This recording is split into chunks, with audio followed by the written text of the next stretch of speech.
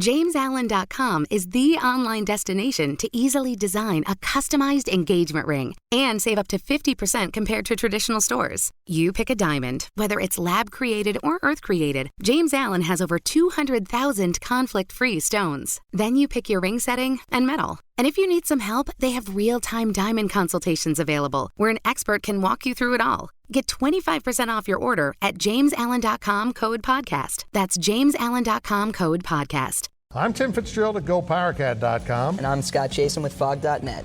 This is a replay of WIBW's TV show, The Drive. Here's this week's episode on the 24/7 Sports Podcast Network.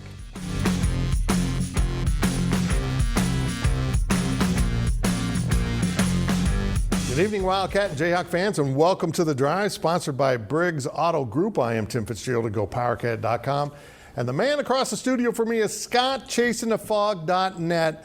We're not going to talk about his predictions until later in the show. I won't bring up his predictions until later in the show. Yeah. No mentioning of his predictions. Yeah, we won't be mentioning the predictions that I was leading the whole year, that very suspiciously I'm not leading now. I might want to look into that. We kept counting the predictions. Well, and now he's not leading. We'll see about that, Fitz. Yep, that's it. You can interact with us on social media at facebook.com/The Drive Show, on Twitter at The Drive 13, and of course answer our weekly poll question and make your game predictions on our Twitter page.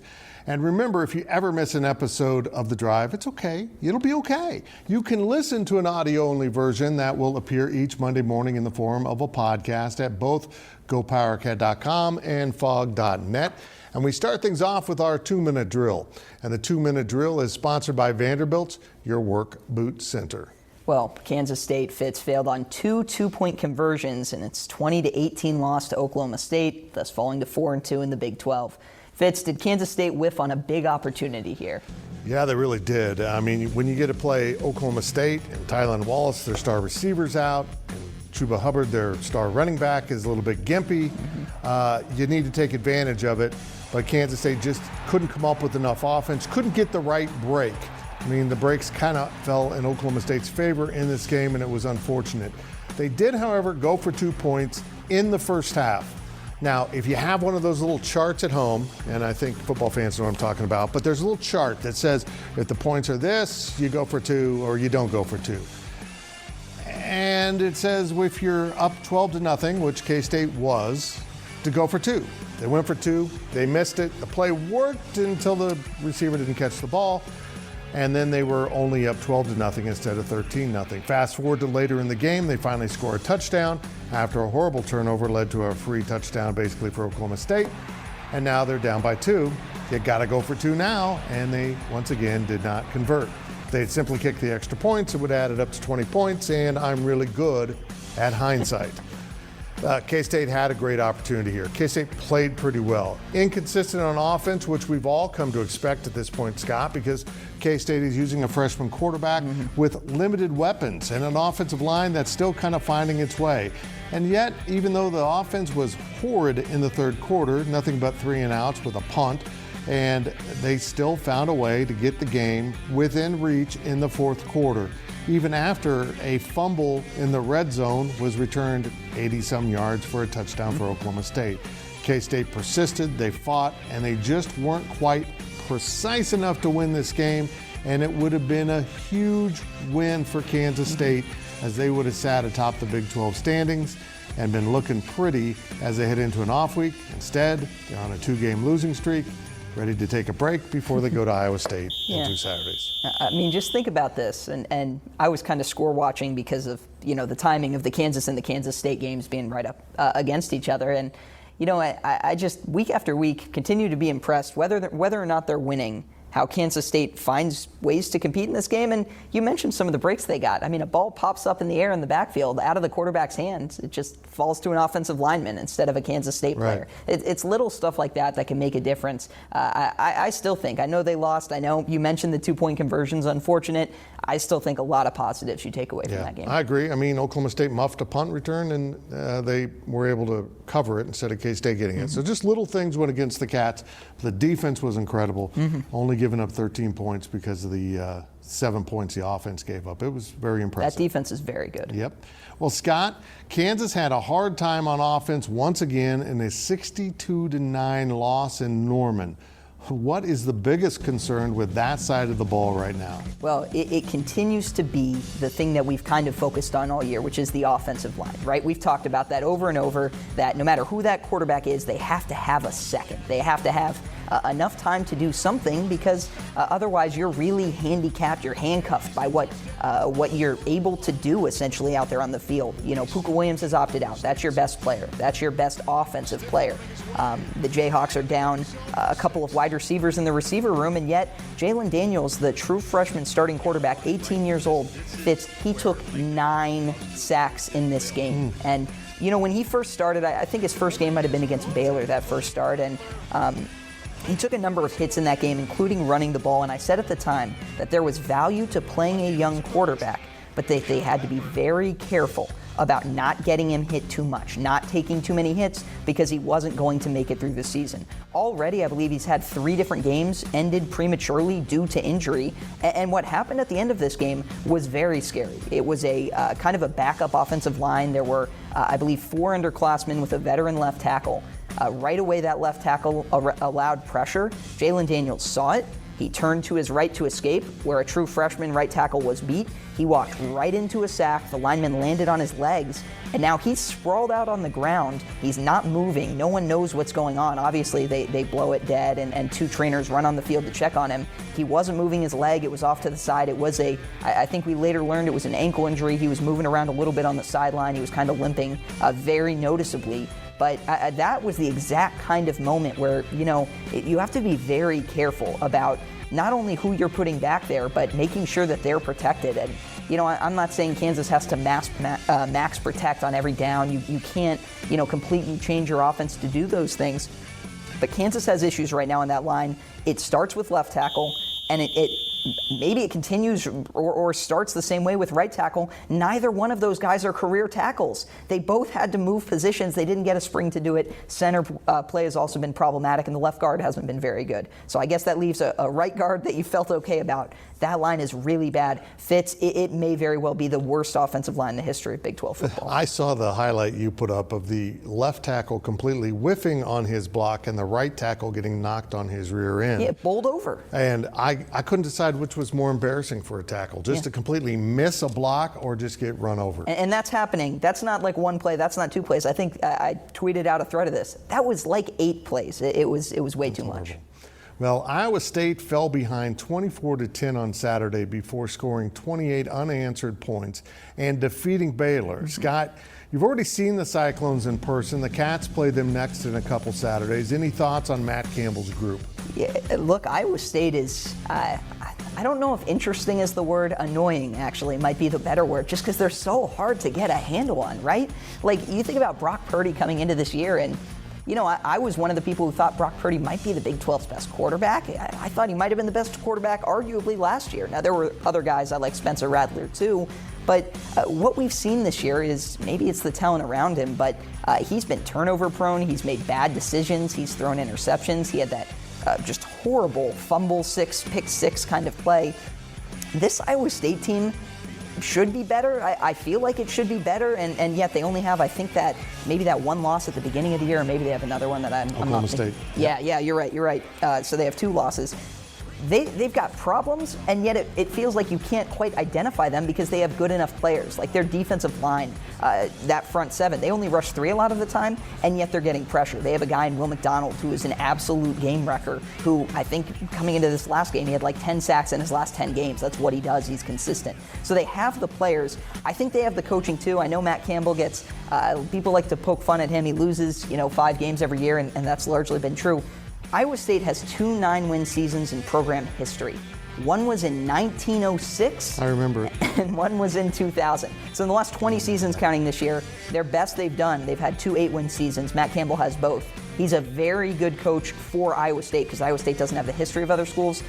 But I can't help but think this Iowa State team should be a lot better than it is. I'm baffled by Brock Purdy. I watched most of that game against Baylor. He was just throwing at the Baylor players in the first half, got his team behind, and then he was good, Brock Purdy, in the second half. They're very difficult to figure out. It'll be a quite interesting game in 2 weeks in Ames between the Cats and Cyclones. Yeah, that defense is, I mean, they might have fun against him, or Brock Purdy might throw for 400 yards and 4 touchdowns. I truly don't know. You don't know? Now a quick look at your poll question results. And poll questions are brought to you by Midland Exteriors. Love the home you live in. Call today for a free estimate. Well, last week's question was, who is the best coach in the Big 12? The choices we gave: Lincoln Riley won the vote at 35%, Mike Gundy 21%, Chris Kleiman at K-State 19%, all other coaches, including Campbell, I guess, 25% there. Others pretty good. Not as good as Lincoln Riley, but good. This week's question is this: do you believe the Big 12 will have a team in the college football playoff? A is yes, Oklahoma. B, yes, Oklahoma State. C, yes, Iowa State. D, no. That's a pretty simple answer. No. Vote on our Twitter page at @TheDrive13. I think you should have said no and then listed every other team, or maybe all 10. I don't know. Well, that will do it for this half of the 2-minute drill, but we will be right back with more on KU and K-State on The Drive.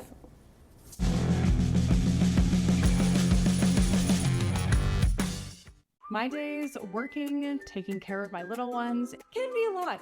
I checked out care.com and it was so easy for me to find local, experienced, and background check sitters. Finding our babysitter was way more affordable than I thought.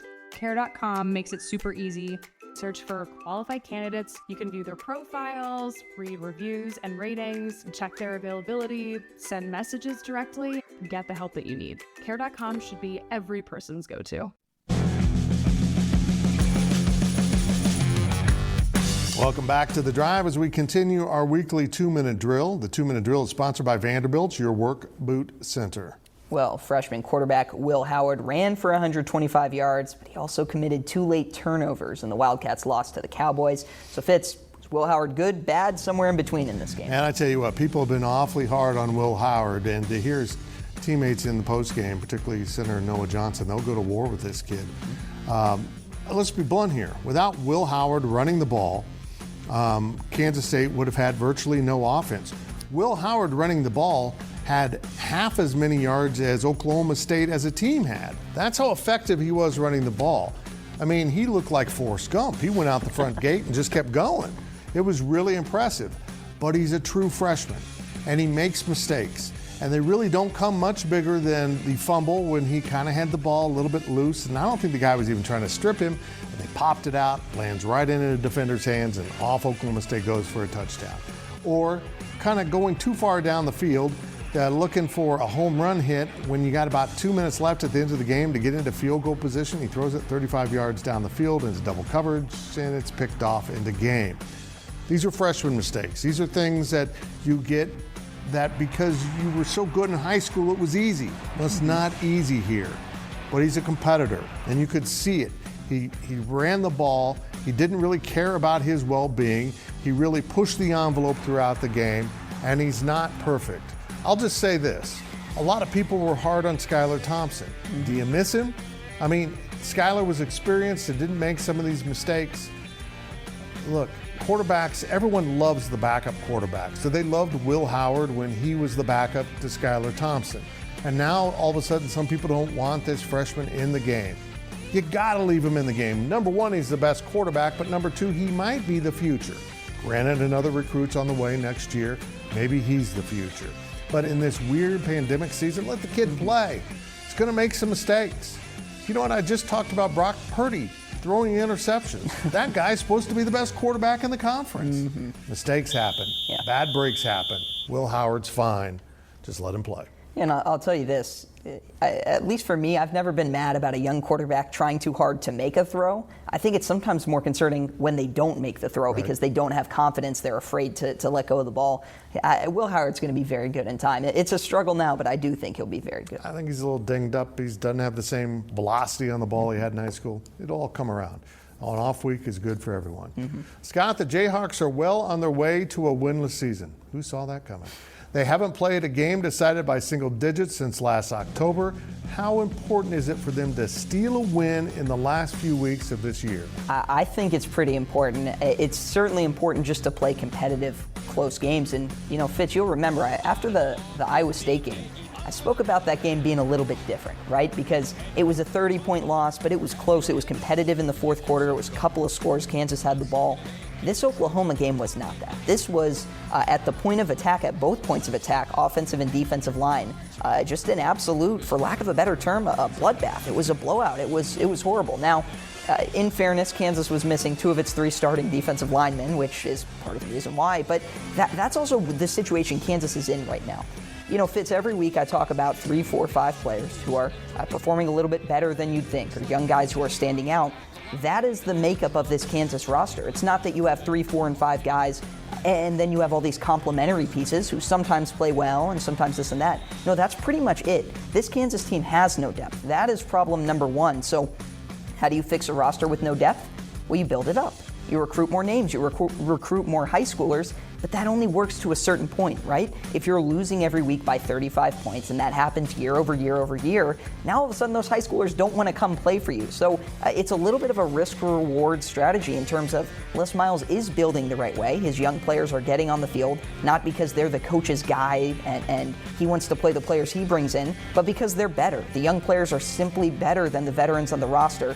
But the danger is, if things don't get better, I would say maybe at the end of this year and certainly next year, it's going to be very difficult to continue to recruit high schoolers and have high schoolers who say, I want to go to Kansas. At a certain point, they're just going to say, it's not worth it. This program can't turn it around. He's not the right guy to do it. David Beatty ran into that. David Beatty couldn't get anyone to commit at the end of his time in Kansas. When David Beatty was fired, he had 1 commitment in the program. That commitment was not good enough to play at Kansas. He didn't end up signing there. I'm not saying Les Miles is near that situation. He's not. The 2021 class is looking like it'll be one of KU's best in terms of high school talent in the recruiting rankings era. So they're not there yet, but they need to be careful because if these results pile up, they will get to that point. Now, the worst thing that can happen to a locker room is you get demoralized and you don't believe you can win. Mm-hmm. When that happens, you're doomed, and it doesn't matter how much talent you have, you're going to lose a lot of games. Mm-hmm. And now we step out of bounds, and Out of Bounds is brought to you by Copeland Insurance Agency, part of your community for more than 60 years. Well, Scott, the Big 12 preseason basketball poll has been released. Kansas was at number 2 behind the Baylor Bears. Mm-hmm. Kansas State was picked last. Any thoughts on how the coaches voted? Well, I thought it was actually interesting that Kansas got any first place votes because Baylor returns everyone. Basically, they're missing their big man, but they bring back a team that was rolling through college basketball, might have been the best team in the country for a long time. Kansas caught them at the end. Baylor lost 3 of their last 5 or 6 games. Kansas had that win in Waco where it kind of showed that Kansas was actually better than Baylor. I think the Jayhawks went 17-1 in Big 12 play. Kansas loses 2 second-team All-Americans and their best 3-point shooter. Baylor loses 1 guy, and he wasn't one of their best 4 players. I think this Baylor team has a great shot to win the Big 12. I think their floor and ceiling is higher than Kansas. Not saying Kansas won't win the Big 12. No problem with Baylor being picked number 1. Actually a little bit surprised that Kansas got more than the 1 first-place vote that was required to be given to them by Scott Drew, since he can't vote for his own team. He could have voted for K-State, Scott. I guess he could have. Slipped that in there for the Wildcats. Notice how, folks, I let him talk about basketball because I didn't want anything to do with it. Now let's hear from the fans. And our fan question this week is, are reviews as awful for you guys as they are for me? They're ruining the game. This is from James in Eudora, and I thought he was talking about reviews for the drive. Mm-hmm. I thought our bad reviews were piling up, and he was bothered by it, but he's talking about football officiating reviews. Totally different topic. Yeah, Fitz, your thoughts? I hate them. I hate them. You know what? They were intended to fix glaring errors, and now they're nitpicking. The worst thing they're doing, Scott, is they're overturning things without clear evidence. That's supposed to be the one guideline. It's got to be absolutely obvious that you can overturn it. And now they're like, I think he caught it. We'll call it a catch even though it was called incomplete. Mm-hmm. You can't do that. That's the problem, along with taking way too long. Yeah. In college, there are way too many, especially, there was a play, KU State, where they reviewed like a 3rd and 1 running conversion. That game ended up at a 40-point margin. You don't need to be reviewing a 1-yard spot. You could just let that play go. My biggest problem, slow motion. If you can't tell from a full speed review, it's not clear and obvious. I don't need to see the last fingernail of a basketball player touch the ball as it's going out of bounds. Did someone hit it out? Okay, it's off that guy. Let's move on. We don't need to let perfect be the enemy of good enough. Ooh, I like that. I'm going to write that down. I think I coined that one. Okay. Remember to ask us your questions on our Facebook page and on Twitter at The Drive 13. When we return, we will look at our predictions here on The Drive.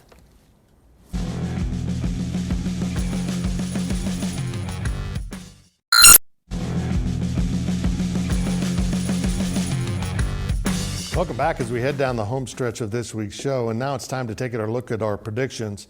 And I'm glad we're doing it. Remember to make your weekly predictions on our Twitter page at The Drive 13. Let's look at last week's results, Scott. We can actually stop the count right here. We're going to go back last week to our things where I believe I was, 10-9 last week, and you were what? How do I have more games? Shouldn't I be 11-11? I don't understand what's going on here, but I'm in the lead no matter how you look at it. Scott went winless. There's some questionable math going on. I would like a recount of these votes. Yep. Well, I did the counting, and so you know it was honest. Well, we'll start with this week's picks. TCU plus 3.5 at West Virginia. Fitz, I just read what you were supposed to read. I apologize. That's all right. We share. Yeah. I like West Virginia in this game. I think the Mountaineers at home are pretty tough. Of course, I just saw Kansas State get whooped by them, so I'm going with the ears. I will take TCU. Next is Baylor plus 1.5 at Texas Tech. You say? I say Texas Tech, but mostly I say I am not going to watch this game. I will take Baylor. I'm also probably not going to watch this game. No way. And our last game of the week is out of the left field for us because that's the only two Big 12 games. So we went to the Big 10 and we dug up Nebraska. Remember them? Penn State's a 2.5-point favorite in Lincoln. But why I picked this game? Both programs are winless. I think Penn State wins. I will go with Penn State too and not feel great about it. Oh, I feel great about it. I feel wonderful about it. Remember when we were all united in disliking Nebraska? Again, make your picks on our Twitter page at The Drive 13. And now it's time for our On the Clock segment. And On the Clock is sponsored by Carpet One, by Local for a strong local community. We start with Mr. Scott chasingthefog.net. Well, look.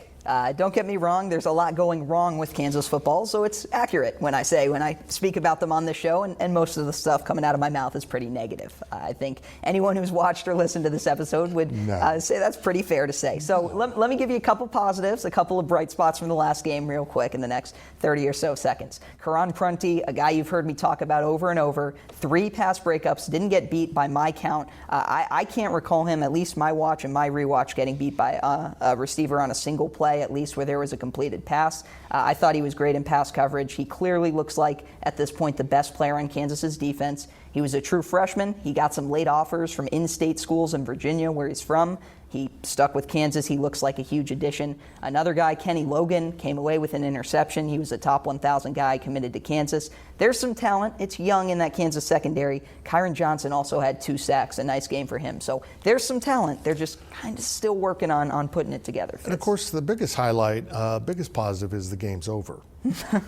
Look, I know some fans are upset that Kansas State's lost 2 in a row. Remember when they lost Arkansas State and we were all ready to burn it down?